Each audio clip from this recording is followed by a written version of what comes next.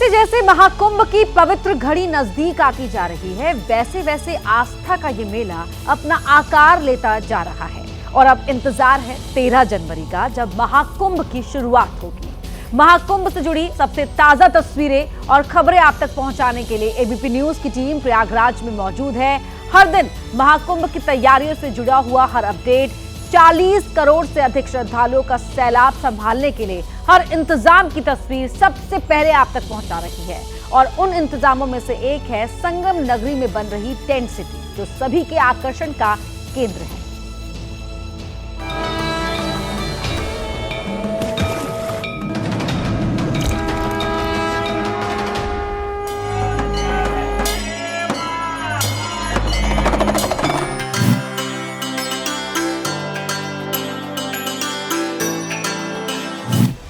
तीर्थराज प्रयाग दुनिया में सनातन के सबसे बड़े समागम का साक्षी। तीर्थराज प्रयाग करोड़ों सनातनियों की आस्था और विश्वास का प्रतीक। तीर्थराज प्रयाग, जहां बस 24 दिन के बाद होने वाली है महाकुंभ की शुरुआत, एक दुर्लभ संयोग के साथ। 144 साल के बाद ऐसा संयोग बन रहा है जिसमें संगम में डुबकी लगाने से अक्षय पुण्य का लाभ होगा। और इस अक्षय पुण्य का लाभ लेने के लिए 40 करोड़ से ज्यादा श्रद्धालु आने का अनुमान है। श्रद्धालुओं को कोई असुविधा ना हो, इसके लिए पूरे इंतजाम किए जा रहे हैं। और उन्हीं इंतजामों में से एक है महाकुंभ की महा टेंट सिटी। यह महाकुंभ क्षेत्र के सेक्टर 25 का वो इलाका है जिसे वीआईपी टेंट सिटी कहा जाता है। ये टेंट सिटी गंगा पार के अरेल इलाके में बसाई गई है, जहां से बोट के रास्ते संगम नोज काफी करीब है। प्रयागराज शहर में गंगा पार का इलाका है अरेल, और गंगा से इस समय हम पास में ही हैं। मेरे ठीक सामने गंगा की धार दिख रही है, और ये अरेल का इलाका है जहां पर टेंट सिटी बसाई जा रही है। महाकुंभ में एक महा टेंट सिटी बसाई जा रही है, जिसे कई सेक्टर में विभाजित किया गया है। महाकुंभ क्षेत्र में 3 अलग अलग इलाकों में टेंट सिटी बसाई जा रही है। अरेल टेंट सिटी में 2000 वीआईपी टेंट, झूसी में 200 वीआईपी टेंट और परेड ग्राउंड में 110 वीआईपी टेंट। यहाँ जो इसकी व्यवस्था हम लोगों ने किया है, अभी 13 वेंडर्स हमारे पास है, और प्रत्येक अलग अलग डेवलप कर रहे हैं उसको, और लगभग 200 के आसपास एक वेंडर्स टेंट सिटी। पूरी टेंट सिटी में कितने टेंट होंगे अगर ओवरऑल संख्या की बात करें? लगभग 7-8 हजार के आसपास। 7-8 हजार होंगे। इसमें बहुत सारे टेंट ऐसे भी होंगे जो काफी लग्जरी टेंट होंगे। बिल्कुल, इनको चार भागों में विभाजित करके ये लोग व्यवस्था कर रहे हैं। इसमें 2-3 रूम वाले इन वीआईपी टेंट्स में किचन, बाथरूम होगा। लग्जरी होटल के कमरों जैसी सारी सुविधाएं होंगी। सभी टेंट पर्यटन विभाग की निगरानी में बसाए जा रहे हैं, लेकिन अधिकतर टेंट प्राइवेट कंपनियां बना रही हैं और इनकी ऑनलाइन बुकिंग दे रही हैं। प्रशासनिक रूप से क्या क्या काम आप लोगों के जिम्मे है, और कितना आप लोगों को व्यवस्था देखनी पड़ रही है, किन किन चीजों की?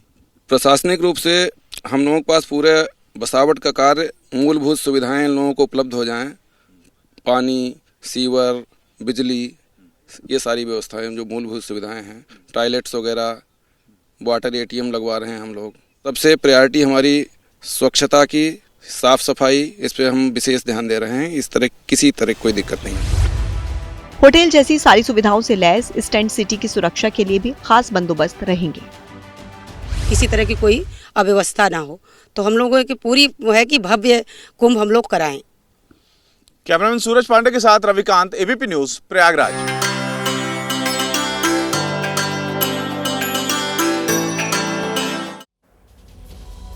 महाकुंभ में करीब 40 करोड़ श्रद्धालुओं के आने का अनुमान है। ऐसे में सरकार और प्रशासन के लिए सबसे बड़ी चुनौती है श्रद्धालुओं के सैलाब को नियंत्रित करना। देश के कोने कोने से आने वाले सभी श्रद्धालु पूरी तरह सुरक्षित तरीके से वापस अपने घर तक पहुंचे, ये सुनिश्चित करना। और इसमें सबसे बड़ी भूमिका है रेलवे की, जिसकी ओर से महाकुंभ के लिए वृहद और विशेष तैयारियां की गई हैं। देखिए ये एक्सक्लूसिव रिपोर्ट।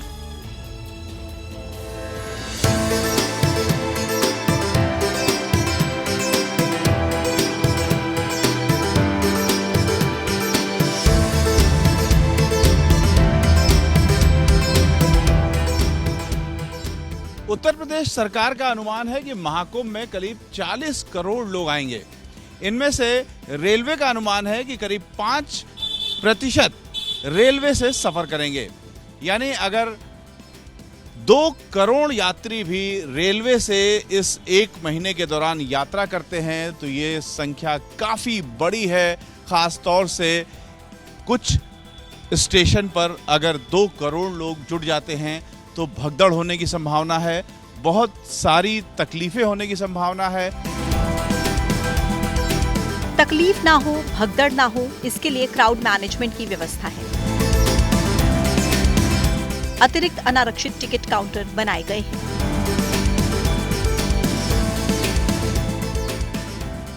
यहाँ पर कई सारे जो टिकट काउंटर्स है वो बने हुए हैं। यहाँ पर 10 टिकट काउंटर एक साथ इस जगह पर बने हुए हैं। इसके साथ साथ कई और स्थानों पर रेलवे स्टेशन पर टिकट काउंटर बनाए गए हैं। हम उनमें से एक स्थान की क्या व्यवस्था है वो आपको बता रहे हैं। यहाँ पर जब महाकुंभ के दौरान भीड़ होगी तो काफी ज्यादा होगी।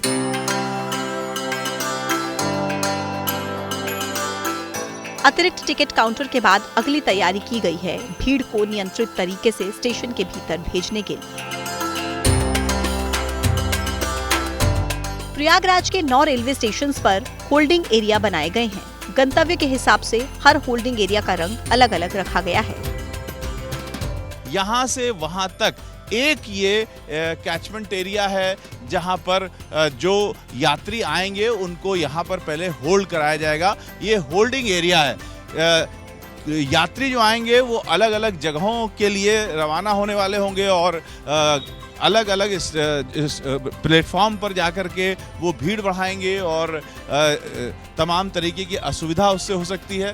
तो प्लेटफॉर्म पर सिर्फ वो यात्री जाएं जिनको उस प्लेटफॉर्म से यात्रा करना है। इसके लिए पहले यात्रियों को यहाँ पर होल्ड कराया जाएगा इस होल्डिंग एरिया में। यात्रियों से पूछा जाएगा कि उन्हें कहां जाना है। जो लोग काउंटर से टिकट नहीं ले पाएंगे वो होल्डिंग एरिया में टिकट मशीन के साथ मौजूद रेलवे कर्मचारियों से भी टिकट ले सकेंगे। होल्डिंग एरिया में 20 से ज्यादा टिकट देने वाले रेलवे कर्मचारी हैंड हेल्ड मशीन से टिकट देंगे। टिकट मिलने के बाद ही जहां उन्हें जाना है ठीक उसी प्लेटफॉर्म पर जाने वाली ट्रेन जब आ जाएगी तब यहां से उनको एक सेफ कॉरिडोर के रास्ते सीधे प्लेटफॉर्म पर पहुंचाया जाएगा ताकि किसी भी तरीके की भगदड़ न होने पाए और जो यात्री है वो गलत प्लेटफॉर्म पर न जाने पाए। ये सारी व्यवस्था यहाँ पर की गई है। इसके लिए अलग अलग कलर के होल्डिंग एरिया बनाए गए हैं। कोई नीला है, कोई लाल है, कोई पीला है। जिस यात्री को जहाँ जाना है उसको उसी होल्डिंग एरिया में ले जाया जाएगा। होल्डिंग एरिया में तब तक इंतजार करना पड़ेगा जब तक स्पेशल ट्रेन चलाने के लिए वहां पर्याप्त संख्या में यात्री न हो जाए। पर्याप्त यात्री होते ही तुरंत स्पेशल ट्रेन तैयार की जाएगी और होल्डिंग एरिया से यात्रियों को सीधे उसी प्लेटफॉर्म पर लाया जाएगा। होल्डिंग एरिया में यात्रियों को कोई दिक्कत ना हो इसके लिए सभी जरूरी इंतजामों का ध्यान रखा गया है। यहाँ पर देखिए मोबाइल चार्ज करने की व्यवस्था दी गई है। यहाँ पर लोग अपने मोबाइल चार्ज कर सकते हैं। उसके अलावा प्राथमिक चिकित्सा के लिए व्यवस्था की गई है। फर्स्ट एड का ये बूथ लगा हुआ है। वहाँ पर मे आई हेल्प यू का अलग बोर्ड लगा हुआ है। सहायता केंद्र भी लगी हुई है और प्राथमिक चिकित्सा का भी एक काउंटर है। बगल बगल किस तरीके से नीले और पीले कलर के होल्डिंग एरिया हैं और पीले कलर के बाद हरे कलर का होल्डिंग एरिया है। ये जो कलर चेंज है ये यात्रियों को सुविधा देगा ये बताने में कि मुझे जिस दिशा में जाना है उस दिशा का होल्डिंग एरिया ये है। तो ये देखिए आप नीले कलर का होल्डिंग एरिया है जबकि मेरे ठीक सामने पीले कलर का होल्डिंग एरिया है और ये जो होल्डिंग एरिया है ये काफ़ी बड़े बड़े होल्डिंग एरिया है। तो इस तरीके से यात्रियों को आसानी होगी कि उनको जिस होल्डिंग एरिया में जाना है दूर से ही दिख जाएगा कि उनका होल्डिंग एरिया किस कलर का है। कैमरामैन सूरज पांडे के साथ रविकांत, एबीपी न्यूज़, प्रयागराज। महाकुंभ 13 जनवरी से शुरू होगा और 26 फरवरी तक चलेगा। इस दौरान प्रयागराज आने और जाने वाले लोगों को असुविधा ना हो इसके लिए रेलवे जोर शोर से तैयारियों में जुटा हुआ है। श्रद्धालुओं को हजारों ट्रेनों की सौगात दी गई है ताकि देश के कोने कोने से प्रयागराज की सीधी कनेक्टिविटी रहे। हमारे साथ उत्तर मध्य रेलवे के मुख्य जनसंपर्क अधिकारी शशिकांत त्रिपाठी जी हैं। सर, इस बार करीब 40 करोड़ लोग आएंगे, उत्तर प्रदेश सरकार कह रही है। काफी बड़ा हिस्सा रेलवे से भी सफर करेगा। किस तरीके से आप लोगों ने इंतजाम किया है? जो ये कुंभ का पूरा पीरियड है, जो कि लगभग 50 दिनों के स्पैन पे फैला हुआ है, इसमें हम लोग 10,000 विशेष गाड़ियाँ, 10,000 रेगुलर ट्रेन्स जो नियमित गाड़ियाँ हैं उनका संचालन करेंगे और इसके अलावा लगभग 3,000 विशेष गाड़ियों का संचालन होगा। मेला प्राधिकरण का या जिला प्रशासन का जो कंट्रोल रूम है वो भी हमारा इंटरलिंक्ड हो चुका है और वहाँ से भी हमको लगातार फीड मिलता जाएगा और ये जानकारी मिलती जाएगी कि मेला क्षेत्र से किस डायरेक्शन के लिए, किधर के लिए लोग अभी कहाँ पे मूव कर रहे हैं, ताकि जब तक वो स्टेशन पहुँचें उसके पहले ही हम लोग अपनी स्पेशल ट्रेनों की प्लानिंग इस तरह से कर सकें कि लोगों को स्टेशन पहुंचते ही जल्दी से जल्दी उनकी ट्रेन मिल सके और हम भी यहां से लोगों को इवैक्यूएट करके और उनके गंतव्य तक पहुंचा सकें।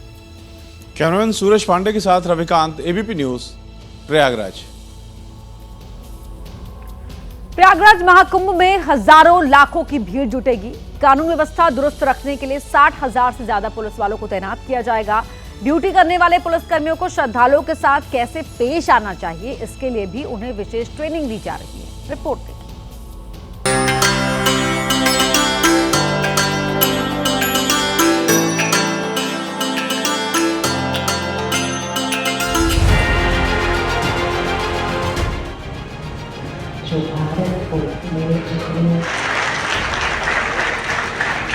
पुलिस वालों की ये पाठशाला महाकुंभ की तैयारी का एक हिस्सा है। महाकुंभ के दौरान करोड़ों भक्तों की भीड़ खुले आसमान के नीचे जुटेगी। इस दौरान सेवा और सुरक्षा दोनों की जिम्मेदारी इन पुलिस वालों पर होगी। सिर्फ अपराध पर नियंत्रण ही नहीं, श्रद्धालुओं की हर तरह से मदद का जिम्मा भी पुलिस वाले संभालेंगे। भीड़ भक्तों की होगी, इसलिए उनके साथ बर्ताव भी संयम पूर्वक ही हो, इसलिए पुलिस वालों को खास ट्रेनिंग दी जा रही है। महाकुंभ में ड्यूटी करने वाले पुलिसकर्मियों को इन दिनों सॉफ्ट स्किल्स की ट्रेनिंग दी जा रही है। उन्हें श्रद्धालुओं के साथ अच्छा व्यवहार करने के बारे में बताया जा रहा है। किस तरह से मेडिटेशन के जरिए माइंड को कंसंट्रेट रखना है, इसके बारे में जानकारी दी जा रही है। इस क्लास में बड़े पुलिस अधिकारी, संत, महात्मा और आध्यात्मिक गुरु भी शामिल हैं। कोशिश ये है कि भीड़ के दबाव में कोई पुलिसकर्मी अपना धैर्य न खोए, मन शांत और एकाग्र बना रहे। कंसंट्रेट करने के लिए हम कुछ क्षणों के लिए हर रोज सुबह मेडिटेशन करते हैं। अभी तो इनको मेडिटेशन नहीं सिखाया जा सकता क्योंकि अभी तो ये सेवा की ड्यूटी पर हैं, लेकिन इनको आज कुछ संकल्प लिखवाए हैं। अगर ये रोज वो संकल्पों को रोज दोहराएंगे तो संकल्पों से सिद्धि होती है। पुलिस कर्मियों को बताया जा रहा है कि महाकुंभ की ड्यूटी पुलिस की सामान्य जिम्मेदारी से कैसे अलग है। और जो श्रद्धालुओं को डील करना है वो बड़ी संख्या में श्रद्धालुओं को डील करना है। तो श्रद्धालुओं को डील करने के लिए नॉर्मल पुलिसिंग टेक्निक नहीं चल सकता है, पर साथ में उसके साथ जो अन्य चुनौतियां हैं, आपदा की, सुरक्षा की, ट्रैफिक की, भीड़ प्रबंधन की, वो चुनौतियां के साथ साथ हमको श्रद्धालुओं को एक अच्छा अनुभव देना है। उसकी हम लोग तैयारी कर रहे हैं लगातार पिछले 6 महीने से। ट्रेनिंग के दौरान पुलिस कर्मियों को आस्था के मेले में मांस मदिरा से दूर रहते हुए सादगी भरा जीवन जीने की भी सलाह दी जा रही है। पुलिस कर्मियों को जो कुछ सिखाया जा रहा है वो फील्ड ड्यूटी में उस पर कितना अमल कर रहे हैं, इसके लिए सादी वर्दी में अफसरों को ग्राउंड जीरो पर भेजकर हकीकत को भी परखा जा रहा है। पुलिस कर्मियों को यहाँ जो ट्रेनिंग दी जा रही है। प्रयागराज से मोहम्मद मोइन की रिपोर्ट। एबीपी न्यूज पर खबरें जारी हैं, आप बने रहिए हमारे साथ।